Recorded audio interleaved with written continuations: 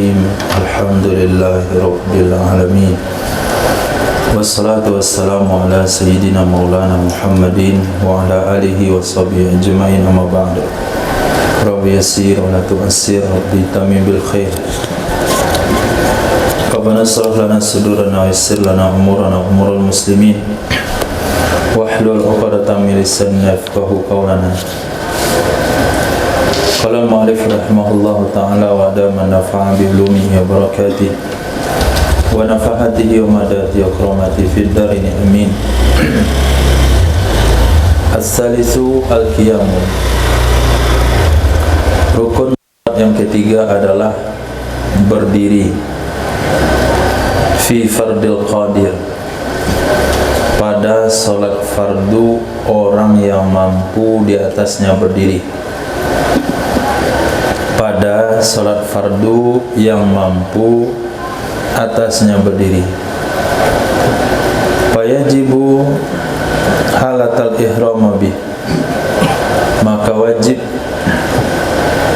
ia berdiri ketika takbiratul ihram. Dengannya orang yang mampu atau dengannya berdiri. Wa hadza makna qaulihi fi raudhah ka asliha. Inilah makna perkataannya Imam Nawawi di dalam kitab Raudhah sama dengan asal Raudhah, yaitu yajibu ayyukabbira qaiman. Wajib bahwa melantunkan takbiratul ihram ia seseorang qaiman hakadan berdiri, haitsu yajibul qiyamu, ketika wajib berdiri. Jadi salat sunnah rukunnya tidak sampai 13. Kalau kita mengatakan rukun salat itu 13, maka salat sunnah rukunnya hanya 12. Karena berdiri hanya rukun untuk salat wajib saja, dan rukun bagi orang yang mampu saja. Orang yang tidak mampu berdiri maka tidak wajib berdiri. Maka disebutkan di sini rukun salat yang ketiga adalah berdiri pada salat fardu bagi orang mampu. Berdiri itu wajib ketika takbiratul ihram dimulai. Artinya sebelum takbiratul ihram kita sudah berdiri lurus. Maka ketika si masbuk buru-buru ngikutin imam, dia takbiratul ihram terbawa sebahagian takbir turun ke bawah, maka sholatnya tidak sah. Karena takbiratul ihramnya dikerjakan tidak sambil berdiri. Redaksi Imam Nawawi dan kitab Raudhah, yajibu an yukabbira qaiman, lebih jelas. Wajib melantunkan takbir ya seorang hal keadaan berdiri. Kapan? Ketika wajib berdiri. Wa syartuhu, syaratnya berdiri. Syarat berdiri yang mencukupi. Syarat berdiri yang sah, yaitu nasbu qafarihi, meluruskan tulang-tulang punggung. Qafarihi, qafar artinya izamuz zahri, tulang-tulang punggung. Fa in waqafa munhaniyan ila amami, maka jika berdiri ia seseorang hal keadaan dia condong, munhaniyan, hal keadaan dia condong ila amamihi, ke depannya, artinya sedikit membungkuk, au khalfihi, atau ke belakangnya, au mailan, atau condong ke kanan atau ke kiri. Dia bahasa Arab. Kalau bahasa kita sama saja. Condong, kemana condongnya? Ke depan, ke belakang, kiri, kanan. Kalau bahasa Arab, kiri kanan mailan. Kalau muka belakang, munhaniyan. Munhaniyan ila amami, condong ke depan atau ke belakang. Artikan bungkuk juga nggak bisa. Bungkuk ke depan, ada bungkuk belakang. Nggak ada, bungkuk itu ke depan. Jadi cocoknya diartikan condong juga. Apabila seorang berdiri hakadang condong ke depan atau ke belakang, atau condong ke kiri atau ke kanan, condong bagaimana? Bihaitsu la yusamma qa'iman, dengan batasan atau sekiranya tidak disebut ia seseorang hakadang berdiri, niscaya tidak sah berdirinya seseorang. Tidak sah berdirinya seseorang. Maka kalau pakai metode tambahan fa'il, hati-hati menerjemahkan. Tidak sahlah berdirinya seseorang. Tidak salah berdirinya seseorang. Tidak salah berarti benar.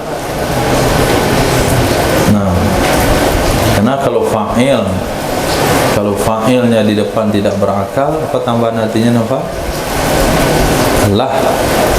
Kalau berakal oleh. Ini tidak sahlah berdirinya seseorang.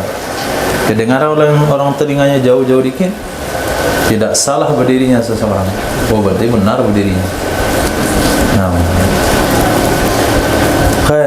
Tidak sah berdirinya. Jika penyampaian di sana membingungkan, berdiri Irfan ke depan. Model-model.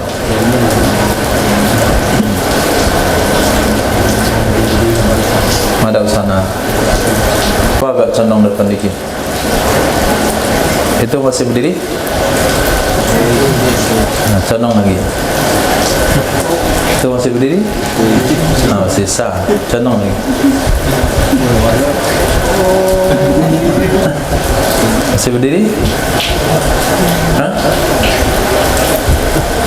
Itu sudah berdiri, ini udah capek lehernya. Masih, terus lagi wah. Kiri ke kanan, itu udah nggak boleh lagi itu.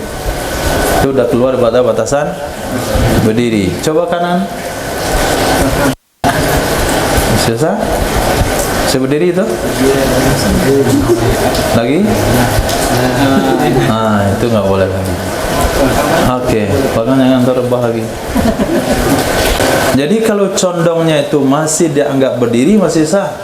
Tapi kalau bihaitsu la yusamma qa'iman, kalau sudah sampai batas tidak boleh lagi disebut berdiri, tidak sah lagi disebut berdiri, maka tidak salah sholatnya. Ini bagi siapa? Memang tuh. Tapi memang dia diciptakan seperti itu, tulang punggungnya bongkok memang. Memang lahirnya bongkok, atau karena kecelakaan manjat kelapa jatuh patah, dari bongkok tulangnya. Itu seperti rukuk dia kalau berdiri, itu sah saja. Waktu rukuknya bagaimana? Waktu rukuknya tambah dikit. Tambah dikit saja.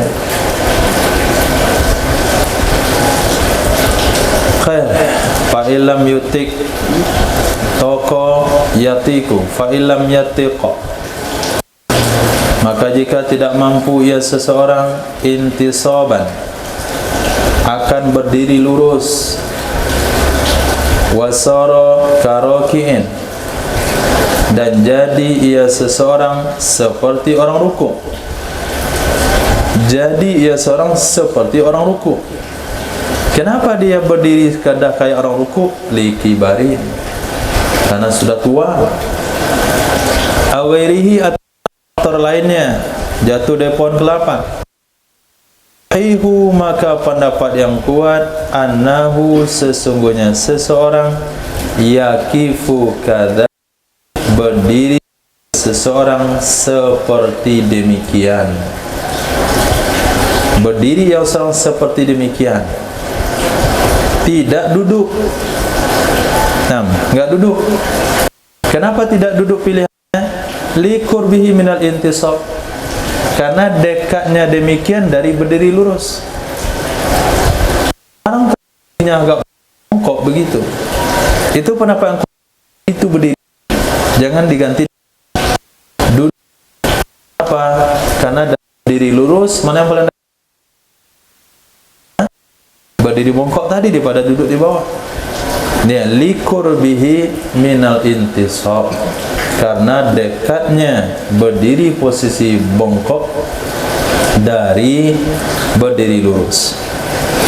Wa yazidu inhina'ahu, dan menambah ia seseorang, menundukkannya seseorang bagi rukuknya seseorang.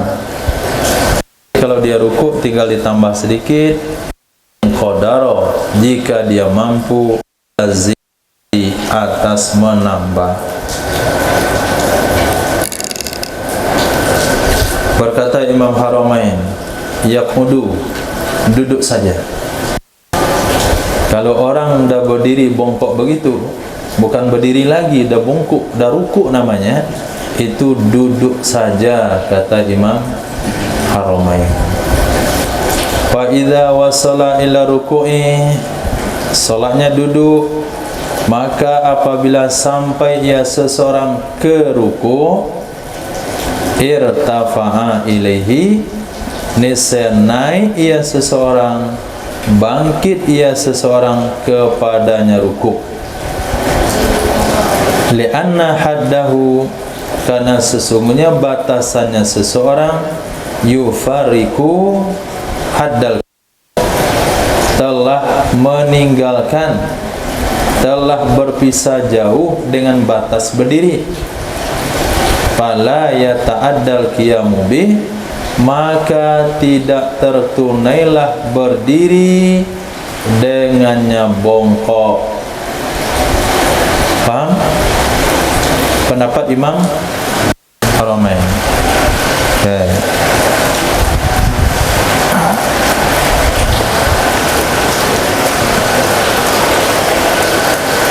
Jadi seseorang bisa terjaga tulang rusuknya, tulang punggungnya dari bongkok, kata ulama fikih, ketika qad qamatis shalah, berdiri dari tempat duduk. Iqamah, qad qamatis shalah, langsung berdiri. Itu akan mendapatkan jaminan tua nanti enggak bongkok tulang punggungnya. Jadi kasus ini orang yang tulang punggungnya bengkok, gini dia. Nah, pergi ke masjid gini. Nah, begini. Ini kalau salat mana? Pendapat yang kuat gini salatnya. Nah, kalau rukuk tambah dikit ke bawah. Kalau bisa, kalau enggak itu aja. Ini pendapat yang kuat. Nah, pendapat yang lemah, pendapat Imam Haramain enggak duduk. Salatnya duduk saja. Allahu Akbar.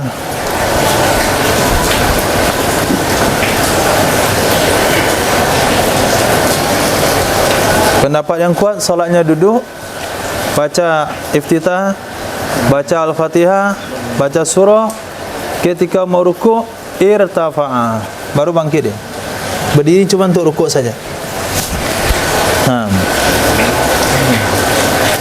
Sami Allahu liman hamidah. Ini. Jadi ke atas untuk rukuk doang, baru dia sujud.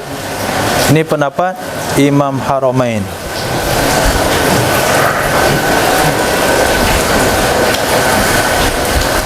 Nah, lihat redaksi kitabnya. Berkata Imam Haramain, kalau disebut imam dalam kitab enggak ada embel-embelnya, berarti Haramain. Yaqudu, duduk ya seorang, enggak perlu berdiri seperti itu. Apabila dia sudah sampai ke ruku', irtafa ilaih, baru dia naik ke atas. Karena batasnya seseorang, li ini ta'lil, kenapa duduk?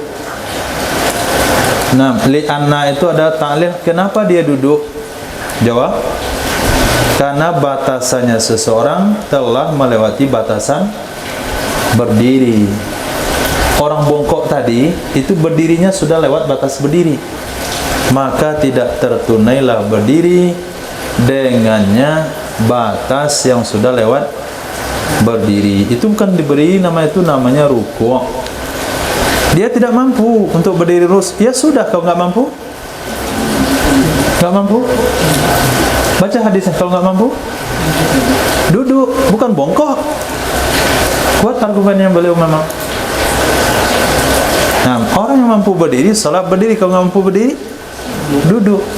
Sementara itu bukan berdiri. Kalau sudah keluar pada batas berdiri, berarti dia nggak mampu. Kalau nggak mampu, jalannya adalah berdiri. Duduk. Duduklah dia. Tapi dia pun mampu untuk rukuk, maka berdirilah dia dalam keadaan rukuk. Nah, ini perlu digarisbawahi bagi orang-orang yang sakit. Dari rumah bawa kursi kuat.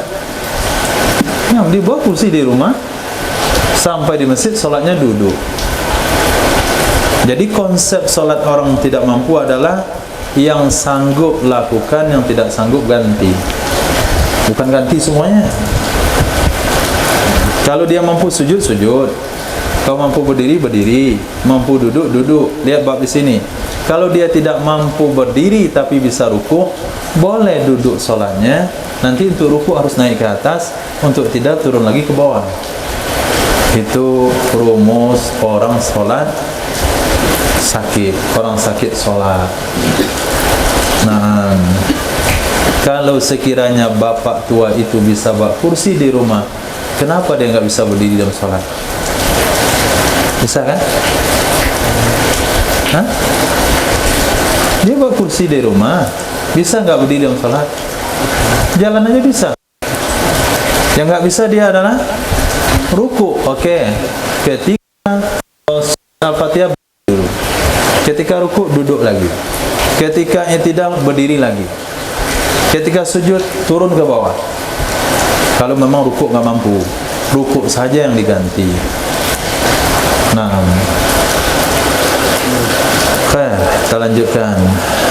Walau amkanahul qiyamu dunar ruku'i was sujudi.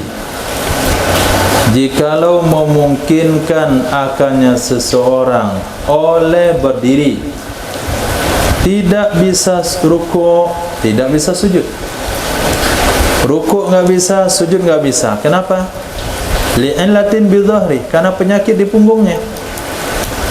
Qoma, niscaya berdiri ia seseorang, wa fa'alahuma, melakukan ia seseorang, keduanya rukuk dan sujud, biqadri imkanihi, dengan kadar kemampuannya seseorang, fil inhina, di dalam menundukkan badan, lahuma, untuk keduanya rukuk sujud, bisulbi, dengan tulang sulbinya. Nah, dengan tulang sulbinya. Jadi menundukkan badan dan tulang sulbi, artinya dengan tulang punggung. Fa'in ajaza, maka jika tidak mampu ia seseorang dengan tulang punggungnya menundukkan badan, fabir raqabati war ra'si, maka menundukkan dengan leher dan kepala.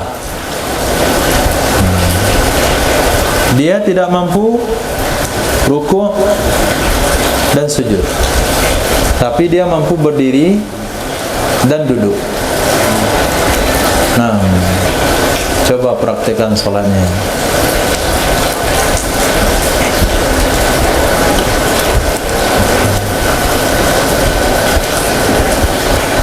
Pahami konsepnya? Saya ulang lagi.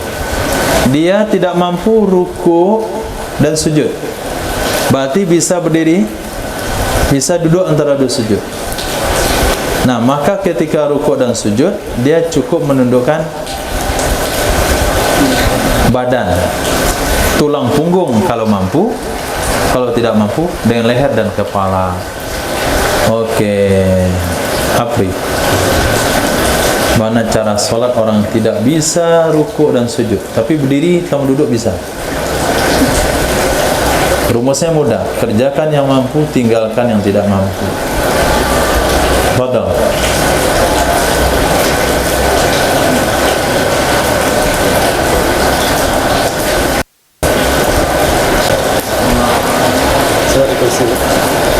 Mampu berdiri apa di kursi? Ini rumus tuh nggak ada kursi dalam kehidupan fikih itu. Kursi itu kehidupan modern. Nggak ada pakai kursi.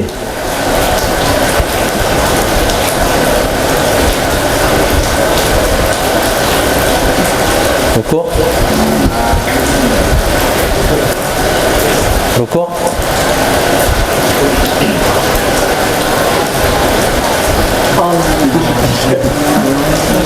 Dia nggak bisa rukuk nih. Coba bawa rukuk. Dia nggak bisa rukuk. Tapi antum gerakan rukuknya bagaimana?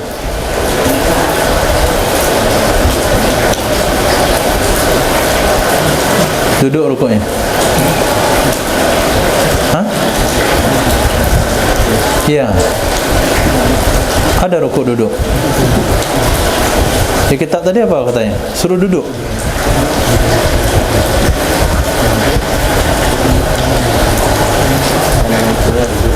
Hah?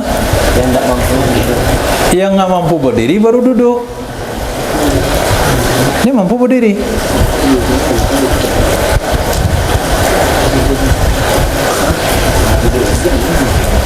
Ya Karim. Oke, dia nggak punya kitab. Allahu Akbar. Waladdallin. Wa amma bi ni'mati rabbika fahaddits. Allahu Akbar. Nah, punggung. Enggak bisa? Allahu Akbar. Sami Allahu liman hamidah. Sujud. Allahu Akbar. Allahu Akbar. Allahu Akbar. Nah, jadi sujudnya dengan kepala, rukuknya dengan kepala. Kenapa rukuk di bawah duduk? Sementara rukuk itu adalah amalan berdiri. Kenapa antum bawa duduk ke bawah? Masalah begini. Nah, kalau sekiranya dibawa ke bawah, i'tidal. I'tidal kondisinya bagaimana? Berdiri, mampu dia? Masa sholatnya begini? Waladdallin. Amin. Allahu Akbar. Sami Allahu liman hamidah. Allahu Akbar. Ah, itu gerak. Itu jadinya. Apri. Berdiri. Karena ketika bangkit dari rukuk kan i'tidal. Dia bisa berdiri. Isyarat sujudnya duduk. Karena duduk antara sujud adalah duduk. Sementara antara rukuk dan i'tidal adalah berdiri. Dia kan mampu. Maka konsepnya buat yang mampu, ganti yang tidak mampu. Nah, itu rumus sholatnya.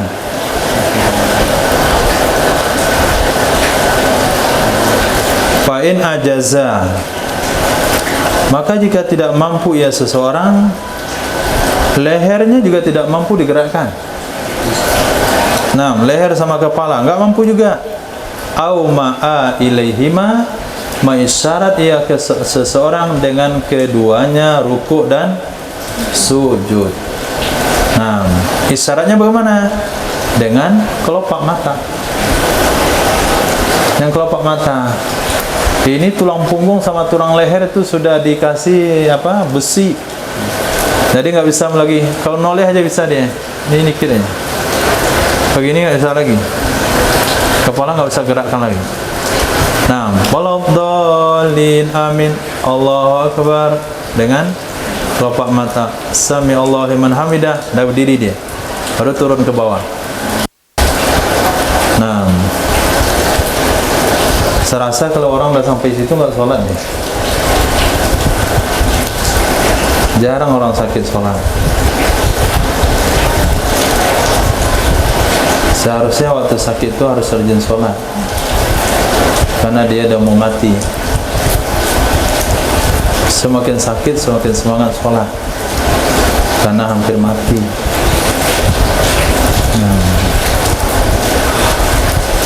Walau ajaza anil qiyami, jikalau tidak mampu ia seseorang dari berdiri. Bagaimana standar nggak mampu berdiri?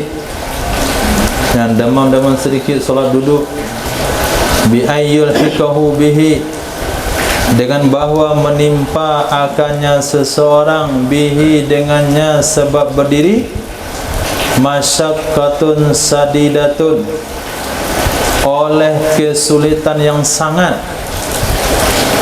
Kalau dia berdiri itu konsentrasinya 80% ke sakitnya.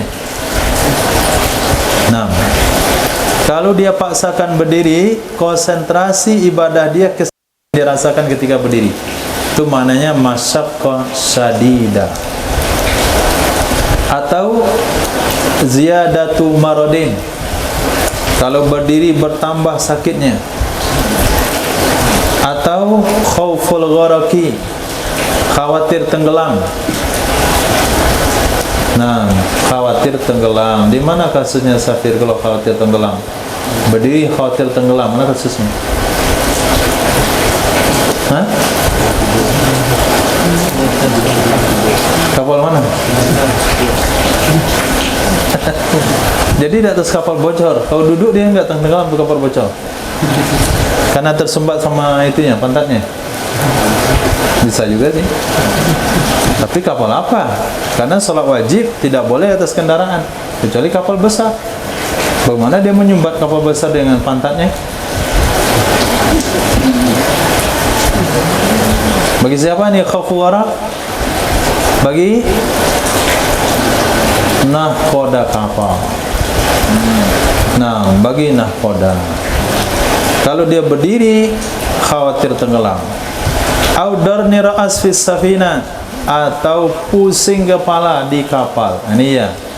Ternyata penyeberangan Merak Bangkahuni sudah masuk ke dalam musola, sudah menghadap ke kiblat, gelombangnya besar, sehingga kalau berdiri pening dia.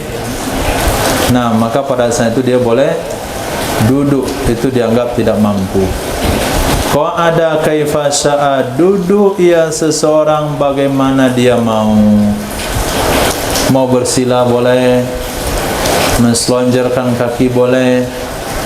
Nah, bahasa Inggrisnya monjo. Nah, bahasa Inggris di mana dapatnya? Kemudian duduk iftiras boleh, tawarruk boleh. Wa iftirasuhu afdalu min tarabbu'ihi, iftirasnya seseorang itu lebih bagus dari duduk bersilanya seseorang menurut pendapat Azhar. Nah, duduk iftiras lebih bagus daripada duduk bersila. Kenapa? Karena duduk iftiras adalah duduk lebih tertib, dan itu adalah duduk ibadah. Li'annahu qu'udu ibadatin. Nah, karena sesungguhnya iftiras adalah duduk ibadah, dengan sebalik tarabbu' bersila itu bukan duduk ibadah. Nah, itu duduk makan. Makan juga bukan bersila. Makan iftiras, Nabi makan. Nah, duduk santailah. Wa aqsu, sebaliknya, wajhun, ada pendapat dari murid Imam Syafi'i. Wa aqsu wajhun, sebaliknya pendapat pada murid Imam Syafi'i. Apa sebaliknya? Apa sebaliknya? Hah? Duduk bersila lebih baik daripada iftiras. Tadi iftiras lebih baik pada bersila, pendapat Azhar, karena duduk iftiras adalah duduk ibadah. Sebaliknya ada wajah. Sebaliknya, duduk bersila lebih baik daripada duduk iftiras. Itu pendapat murid Imam Syafi'i. Alasannya adalah bi annal iftirasha la yatamayyazu an qu'udit tasyahud, dengan sebab sesungguhnya duduk iftiras itu tidak berbeda ia dari duduk tasyahud. Kalau dia duduk iftiras juga, apa bedanya dengan duduk tasyahud awal? Apa bedanya sujud? Supaya beda, maka duduk ganti berdiri adalah bersila. Bi khilafit tarabu', dan sebalik duduk bersila, dia berbeda dari duduk-duduk yang lain. Iftirash sama iftirash ini duduk untuk tasawuf awal dan antara dua sujud. Tawaruk duduk terakhir. Bersila duduk ganti berdiri, dia biar beda. Itu alasan pendapat kedua. Wa yajri khilafu fi qu'udin nafal, berlaku juga khilaf pada duduk solat sunat. Orang solat sunat boleh saja solat duduk walaupun mampu berdiri. Bagaimana duduk solat sunat? Sama dengan khilafiyah tadi. Pendapat yang kuat duduk iftirash, pendapat muqabil azhar, sebetulnya bukan muqabil, pendapat sisipan daripada murid, itu duduk bersih. Wa yukrahul iqa'u, dimakruhkan iqa'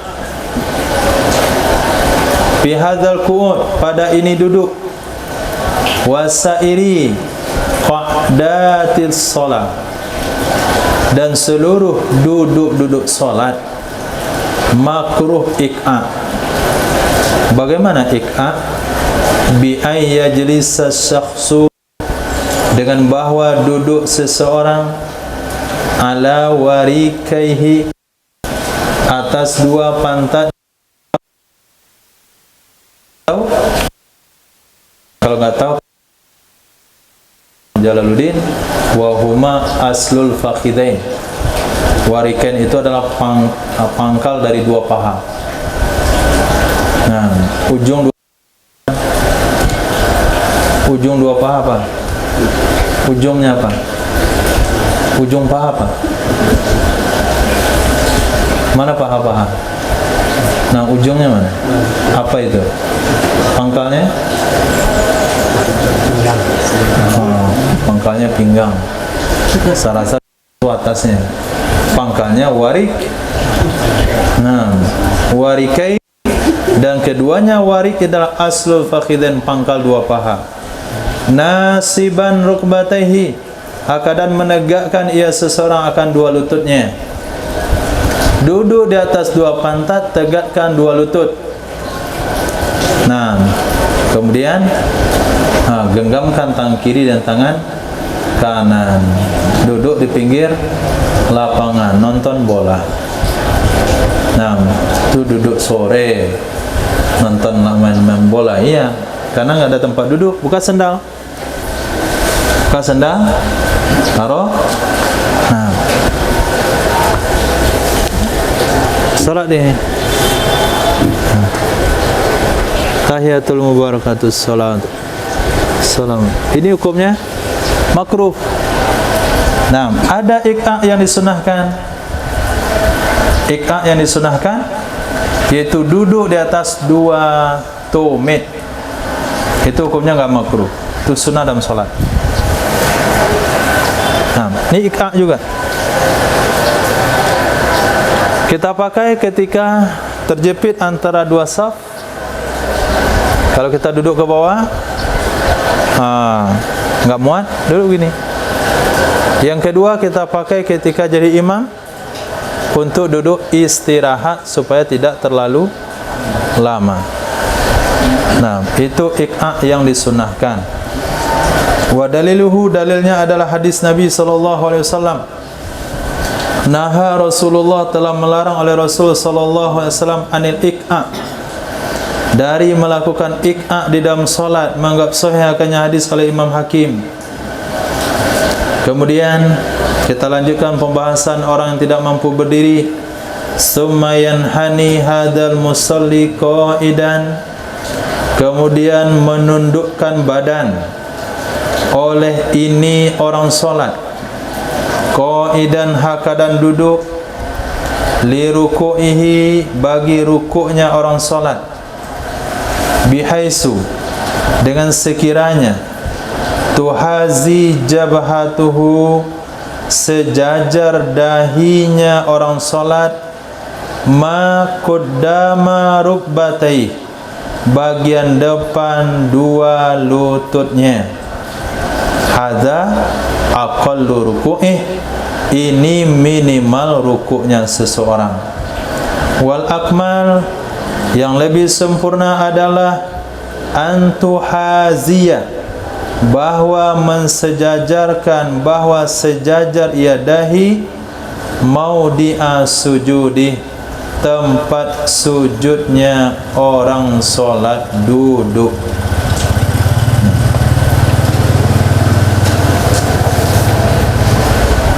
Duduk ikut pendapat yang kuat, duduk iftirash. Kemudian ketika ruku minimal adalah tundukkan badan ke depan, kemudian dahi sejajar dengan dua lutut. Ini minimal. Ada punya alat tukang untuk mendirikan tiang supaya lurus? Dibuat seperti apa? Nah, ikat batu, gantung di atas. Nah, kalau diikat tali di sini, kasih urutan batu ke bawah, dia sejajar ini. Itu minimal. Waladhdallin, amin, Allahu akbar. Nah, belum. Kudam ini.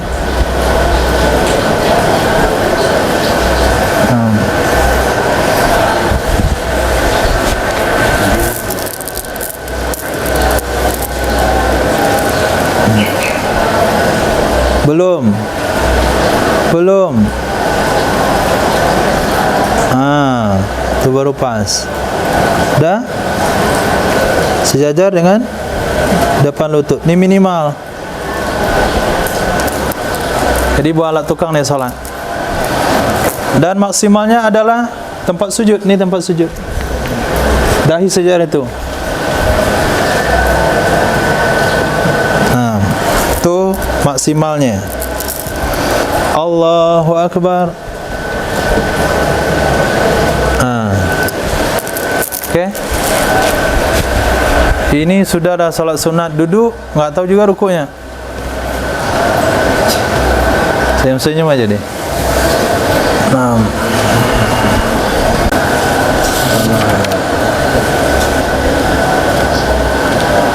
Wa in ajaza wa ruku'ul qa'id fi nafli kadzalik. Ruku' orang duduk dalam salat sunat begitu juga. Wa huma, dan kedua-duanya ala wazani ruku'il qa'im fil muhadah. Kedua-duanya orang salat fardu uzur lalu duduk, dan orang salat sunat duduk, kedua-duanya itu sesuai dengan standar orang rukuk berdiri. Wazani ruku'il qa'im, standar rukuk orang berdiri di dalam kesejajaran, dalam mensejajarkan dahi dengan tempat sujud. Kalau kita rukuknya berdiri, sebagaimana dahi kita sejajar dengan tempat sujud, maka rukuk duduk juga disejajarkan. Wasayati, nanti akan ada pembahasan tentang rukuk. Wa in ajazal musalli anil qu'udi, maka jika tidak mampu orang salat dari duduk, bimakna sabiq, dengan pengertian yang telah terdahulu. Apa ihsan pengertian telah dulu?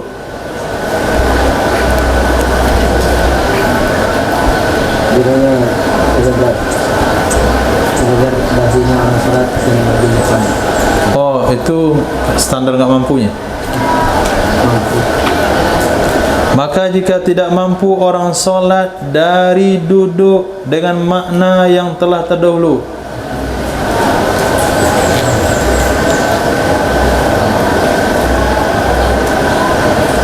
Mana Abu? Hah? Dua? Sudah tua? Hah? Yulhiqahu bihi masyaqqatun sadidatun ziyadatu maradin. Apa lagi? Khawfu warakin. Nah, hal-hal yang telah terdahulu. Jadi kalau dia paksakan berdiri, kalau dia paksakan duduk, dia akan pening di atas perahu. dia akan bertambah sakitnya. Fokus pemikirannya kepada sakit, bimana sabit ayilkahu bla bla bla sampai akhir. Solat ia seseorang li jambihil aiman, bagi lambungnya yang kanan, istihbaban, dianjurkan. Apa yang dianjurkan? Apa yang dianjurkan? Lambung kanan, dan boleh di atas lambung kiri. Solat di atas lambung wajib. Selagi bisa di atas lambung, nggak boleh di atas punggung, nggak boleh telentang. Selagi bisa berbaring, nggak boleh telentang. Cuman memilih lambung kanan hukumnya sunnah. Kalau lambung kanan berarti kepala ke kanan sol, ke kanan menghadap kiblat. Tapi kalau lambung kiri, kepala ke kiri menghadap kiblat, ke kiri orang menghadap kiblat. Nah, jadi kiri boleh, kanan boleh, tapi dianjurkan ke kanan. Fa'in ajaza anil jambi, jika tidak mampu ia seorang dari lambung, juga tidak mampu. Ini tulang rusuk dah sakit kalau berbaring. Kiri sakit, kanan sakit. Nah, atau dia kecelakaan di sini yang diperban. Nah, kiri kanan diperban. Sehingga yang sehat cuma punggungnya saja. Oke, pamustalkian, maka hakadan telentang ala dhahrihi, atas punggungnya seseorang, warijlahu lil kiblah, dan dua kakinya ke kiblat. Masih ingat pertengkaran ahbab tentang solat telentang di masjid? Kita solat tidur di masjid kaki ke kiblat dilarang. Kenapa? Itu kaki ke kiblat. Pahami kembali dalam bab solat. Kan kita sepakat membawa sifat dalam salat keluar. Nah, kan begitu. Nah, bagaimana tidur telentang? Orang salat tidur telentang hadap kiblat. Kakinya ke kiblat atau kepalanya?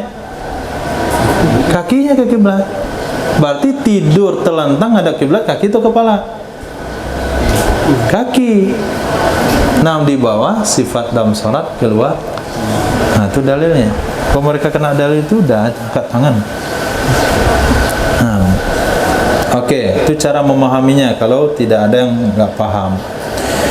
Ala zahri, atas punggungnya sang, warijlahu lil kiblah, dua kakinya ke kiblat. Wal aslu fi dzalik, dalil dan demikian adalah hadis Imam Bukhari. Sesungguhnya Nabi SAW berkata, ya Nabi kepada Sayyidina Imran bin Husain, Allahumma faqihna fid din wa 'allimna at-ta'wil. Wa kana bihi bawasir, adalah dengannya Sayyidina Imran bin Husain itu ada penyakit ambayan. Apa kata Nabi? Shalli qa'iman, salatlah kamu dalam keadaan berdiri. Fa illam tastati', maka jika kamu tidak mampu, fa qa'idan, maka keadaan duduk. Fa illam tastati', maka jika kamu tidak mampu, fa ala jambin, pilihan ketiga adalah di atas lambung. Menambah oleh Imam Nasai, fa illam tastati' fa mustalqiyan, kalau kamu enggak mampu di atas lambung, baru kemudian telentang. La yukallifullahu nafsan illa wus'aha, tidak memberatkan oleh Allah akan jiwa kecuali kesanggupannya jiwa. Salat orang berdiri, duduk, berbaring dan telentang itu pahalanya sama, kecuali salat sunat. Yang mampu berdiri dia kerjakan duduk, pahalanya setengah orang salat berdiri. Summa idza shalla ala hayatin min hadhil ayat, kemudian apabila telah salat ia seseorang di atas salah satu dari ini keadaan-keadaan. Mana keadaan-keadaan?